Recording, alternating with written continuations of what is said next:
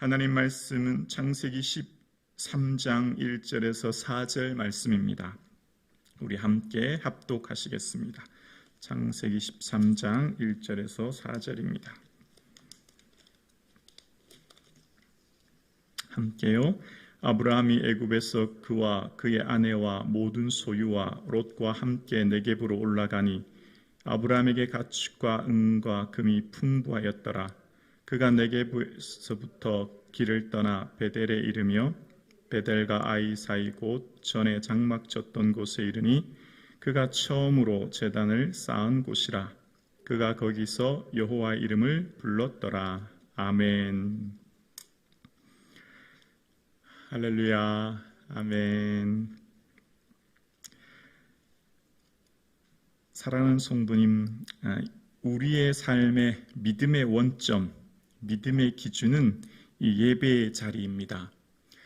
여러분 기억나세요? 초등학교 때 넓은 운동장에 이렇게 교장 선생님 훈화 말씀하시기 전에 친구들이 운동장에 막 모이면 이제 아이들이 너무 많을 때 중간에 있는 친구 한 명이 기준이라고 하는 거 아세요? 기준이라고 오른손을 높게 들고 있으면 그 친구는 절대 움직이면 안 돼요. 그렇죠? 그리고 양팔 간격으로 벌려 하면 이렇게 쫙 벌려서 친구들이 쫙 열을 맞춥니다. 기억나시죠? 기준이라고 하는 친구가 만약에 이리 갔다가 저리 갔다가 하면 전체 대우가 우왕좌왕 흔들리는 겁니다. 그렇죠? 우리의 삶에 믿음의 기준이 있습니다. 믿음의 기준은 예배입니다. 예배가 우리의 삶의 믿음의 기준입니다. 이 예배를 통하여서 하나님께서 내게 맡겨주신 삶의 자리, 사명의 자리를 분별하는 거예요. 예배를 통하여 하나님의 말씀을 듣고 내가 지켜야 될 삶의 자리와 사명의 자리를 지킴으로 흔들리지 않은 겁니다. 인생이 흔들리지 않고 살아가기 위해서는 환경 따라, 사람 따라, 조건 따라 사는 인생이 아니라 말씀 따라 예배의 기준을 정해질 때 인생이 흔들리지 않는 인생을 살게 되는 것입니다. 안 그러면 삶의 인생이 우왕좌왕 흔들리고 삶이 결국은 예배의 자리와 믿음의 기준을 잃어버리면 결국 인생은 흔들리다가 돌고 돌아서 다시 원점으로 오게 되어 있습니다. 그러니까 돌고 도는 것은 결국 허탄한 삶을 살다가 돌아올 뿐이라는 거예요. 자, 그것이 오늘 본문입니다. 오늘 본문 창세기 13장 시작은 창세기 12장 후반부에 이어서 아브라함이 이 땅을 내 자손에게 주리라 하나님 말씀하셨고 그 말씀 따라 그 땅을 지키고 예배드렸던 그 땅의 삶을 머물러야 함에도 불구하고 기근이라고 하는 것으로 인하여 환경 따라 당장 그것을 피하기 위하여 이집트로 애굽으로 내려가게 됩니다. 그 애굽에서 내려가서 아브라함은 수치를 당할 뿐만 아니라 그 아브라함으로 인하여서 바로 왕이 고통을 당하게 되죠. 믿음의 사람이 믿음의 기준을 벗어나면 수치를 당할 뿐만 아니라 그를 통하여 이웃이 고통을 당하는 것이죠. 그리고 다시 올라오는 것입니다. 그리고 내려갔다라고 하는 말을 12장 10절에 말하는데요. 그래서 오늘은 다시 올라가니라고 1절 후반절에 이야기하고 있는 것이죠. 하나님께서 우리에게 맡겨주신 삶의 자리는 늘 말씀을 의지하고 말씀을 통해 내 삶의 자리를 살펴야 되는 것입니다. 하나님께서는 요나에게 니느웨로 가서 이 백성에게 니느웨로 가라 외쳐 이 악독이 내게 상달되었다라고 말씀하셨는데 요나는 니느웨로 가지 않지요. 다시스로 가려고 욥바에서 배를 탑니다. 간 만큼 돌아오게 되어 있어요. 간 만큼 헛된 시간 보내지요. 결국 배가 풍랑을 만나고 물고기 뱃속에서 다시 니느웨로 돌아오게 됩니다. 야곱의 삶을 기억하시죠? 야곱이 베델에서 돌베개하고 잠을 잡니다. 그때 야곱에게 하나님 하신 말씀이 있어요. 야곱아, 내가 너와 함께 할 거야. 내가 어디로 가든지 너를 지킬 거야. 너는 이 땅으로 돌아오게 할 것이다. 내가 허락한 것 다 떠나기까지 널 떠나지 않을 거야. 라고 하나님 말씀하셨고 야곱은 하나님 나를 평안히 이곳으로 돌아오게 하시고 먹을 떡과 입을 옷을 주시면 하나님은 나의 하나님이 되시며 이 세운 돌이 하나님의 집이 될 것입니다. 그렇게 고백해요. 그리고 먼 길을 떠납니다. 외삼촌 집에 가죠. 외삼촌 집에 가서 그는 많은 부를 이룹니다. 아내와 아이들을 얻게 됩니다. 그때 그는 돌아갈 생각을 하지 못하고 있어요. 그때 하나님 말씀하시죠. 야곱에게 나타나셔서 나는 베델의 하나님이다. 너는 지금 일어나 이곳을 떠나 내 출생지로 돌아가라 말씀하십니다. 그래서 깜짝 놀란 야곱은 이제 그곳에서 떠나 돌아오죠. 돌아오는 길에 약복강에서 형을 만나기 전 천사와 씨름하여 하나님 축복하지 않으면 하나님 보내지 않겠다고 하는 고백 속에 이제 드디어 에서를 만났을 때 에서의 마음을 하나님 다 녹여주셨어요. 하나님 보는 것을 야곱의 얼굴이 에서의 얼굴이 하나님 얼굴 같다 고백하죠. 자, 그래서 에서는 세일로 가고 야곱은 어디로 와야 돼요? 베델로 다시 돌아와야 되는데 숲곳에서 그냥 머물러요. 그리고 우리간을 짓고 거기 살아요. 그러다 조금 더 건너가서 세겜 땅에서 아예 땅을 사는 거예요. 베크시타 주고. 땅 산다는 말은 뭐예요? 거기서 그냥 머물러 정착하겠다는 거죠.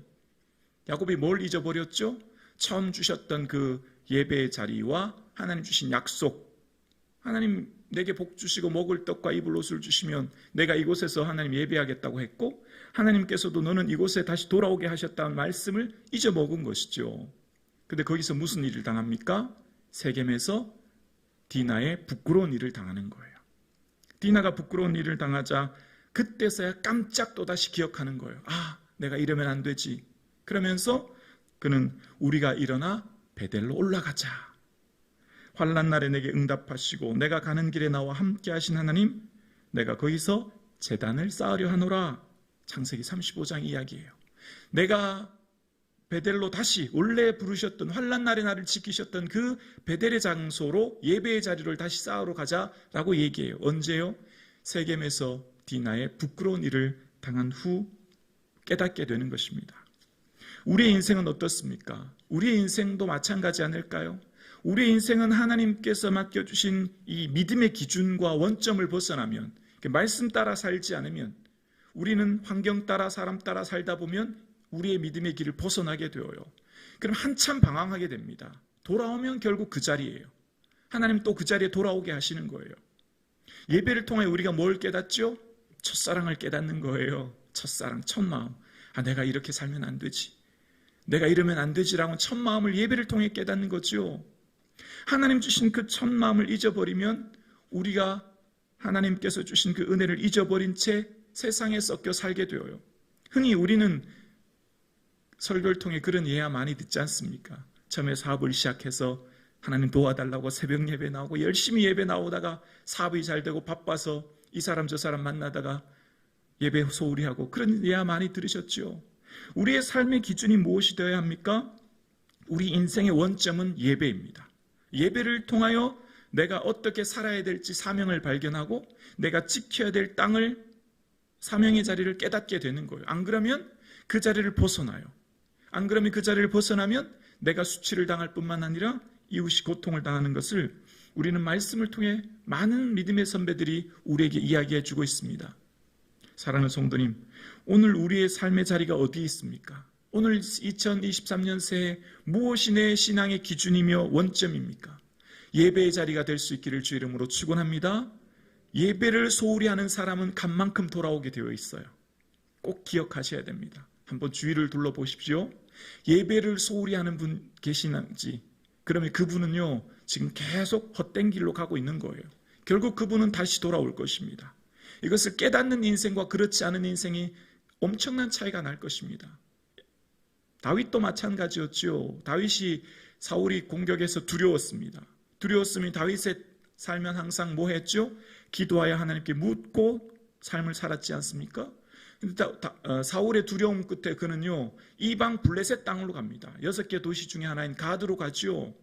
근데 가드에 갔다가 무슨 일을 당합니까? 가드 왕 아기스 앞에서 적들이 자신을 알아보자 살기 위해서 침을 흘리면서 미친 채 하는 척 하지 않습니까? 수치를 당하지 않습니까?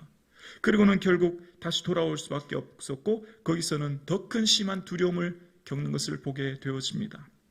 우리의 삶의 자리가 하나님 맡겨주신 삶의 자리임을 기억하며 그 삶의 자리를 충실히 지킬 수 있는 힘은 예배로부터 얻는 거예요. 예배로부터 말씀을 주시고 그 말씀 주신 하나님의 뜻을 따라 살아갈 때 우리는 헛된 길로, 허황된 길로, 허탄한 길로 빠지지 않게 되는 것입니다. 그래서 사랑하는 성도님, 믿음의 회복은 어디로부터 시작될까요? 예배와 기도로 시작되는 것입니다.